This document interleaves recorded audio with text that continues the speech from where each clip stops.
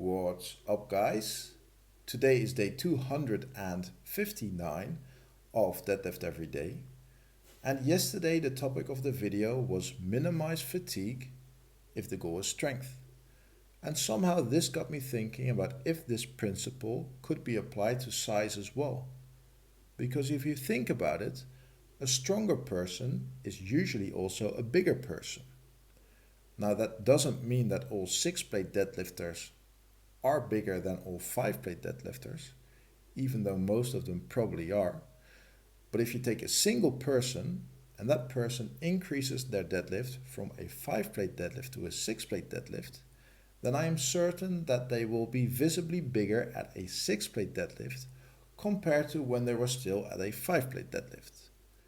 And while I understand that on a per session basis, training to failure, or at least close to failure, will create a better environment for muscle growth to occur, I think that a more sustainable way of training would be to stay far away from it, especially on the bigger compound lifts.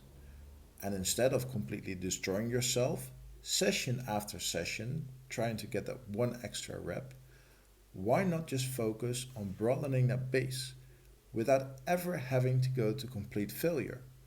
I think that would be a much better approach, even if hypertrophy is the goal of your training.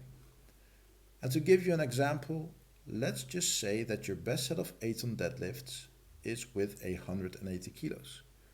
If you would take the usual approach of training for hypertrophy by training to failure, you may add 2 reps to that number over a year of training. If you have ever trained this way, you know that it is very hard to add reps to an actual rep max, especially if you are an experienced lifter. But if you would have taken the low fatigue approach, you could have started with 10 sets of 2 reps at 180 kilos, which alone is already twice the volume of what you would have achieved after a year of training to failure. Next to that, the sets are a long way away from failure.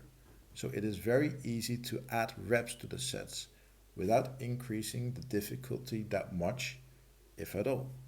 And over a year, it is very likely that you could progress this to 10 sets of 6 with 180 kilos, which is already 6 times the volume of what you would have achieved if you kept on training to failure. So I definitely think that if we're talking about progressing in the long run, whether it is strength or hypertrophy, that the low fatigue approach will yield better results. There's just no way around it. And like I said yesterday, I think taking the low fatigue approach is also a way more sustainable way to train, with less injuries, less burnout, and more room to make progress. And don't get me wrong, I'm not saying that training to failure or training at high percentages does not work. It certainly does. There are many lifters that have done very well on that approach. And it may even be beneficial to have certain periods where you train at higher percentages or closer to failure. But if we're talking about making the most progress over your training lifetime, you have to keep on broadening that base. And for that, the low fatigue approach is the way to go. Alright guys, that's all I have for today. I hope you liked the video, and I will see you guys in the next one. Peace.